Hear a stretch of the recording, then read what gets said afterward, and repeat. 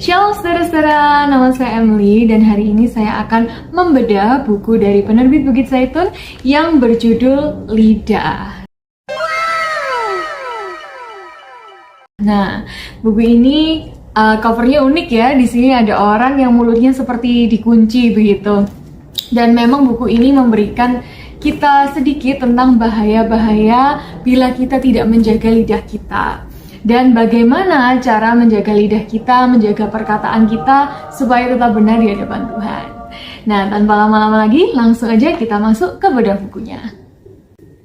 Di bagian permulaan, di bagian awal-awal dari buku ini dijelaskan kalau lidah ini adalah organ tubuh yang penting dan bahkan bisa menentukan hidup ini.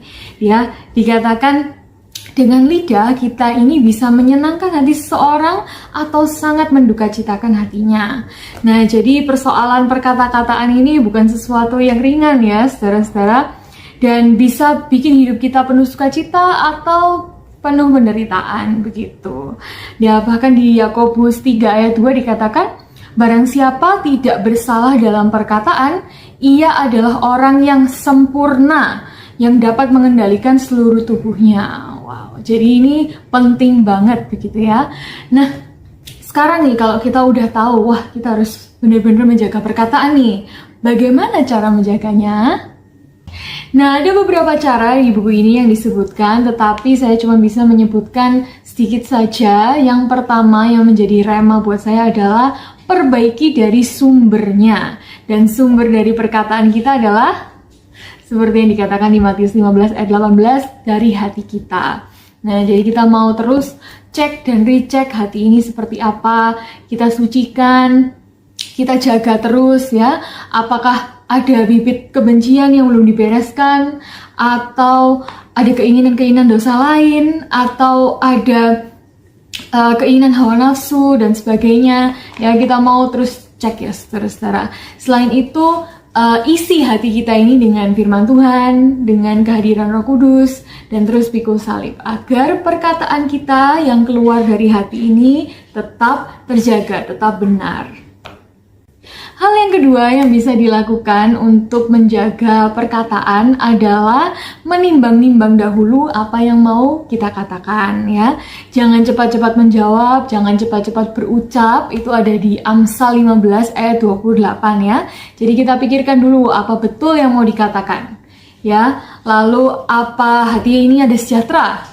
Lalu apakah itu ada gunanya ya. Kadang-kadang bahkan bercandaan, oh aku cuma bercanda, itu bisa menyakiti hati seorang ya saudara-saudara, dan itu bisa menimbulkan masalah yang lebih besar seperti itu. Jadi kita mau cek terus, kita mau timbang-timbang dahulu sebelum berkata-kata seperti itu.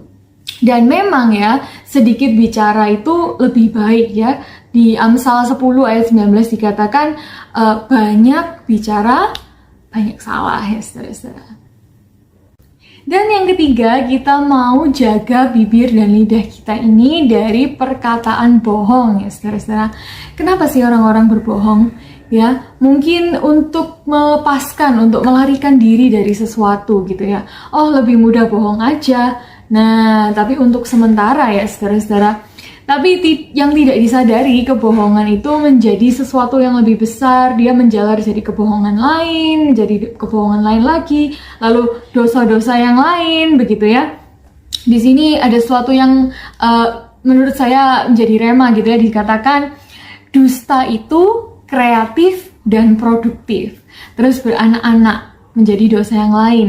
Baik dosa dusta yang lain, juga macam-macam dosa yang lain, sehingga lebih celaka lagi. Nah, di sini dikatakan juga memang terus terang itu lebih sukar ya. Memang terus terang itu lebih sukar, lebih malu, lebih hina, lebih sulit. Tapi justru ini melatih kita mencapai kualitas yang lebih baik. Amin. Kesimpulannya, kita mau terus berusaha untuk menjaga lidah ini ya saudara-saudara. Masih banyak contoh-contoh dosa perkataan dan cara menjaga lidah yang lain yang belum saya ceritakan. Tapi sungguh ini menjadi reminder buat saya buku ini. Dan saya harap juga bisa menjadi reminder buat kita semua.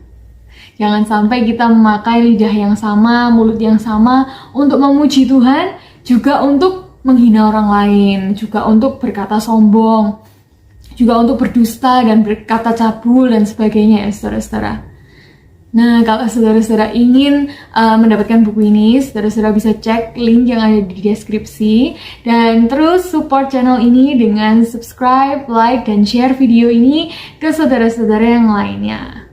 Terus nantikan juga video-video terbaru dari penerbit Bukit Zaitun.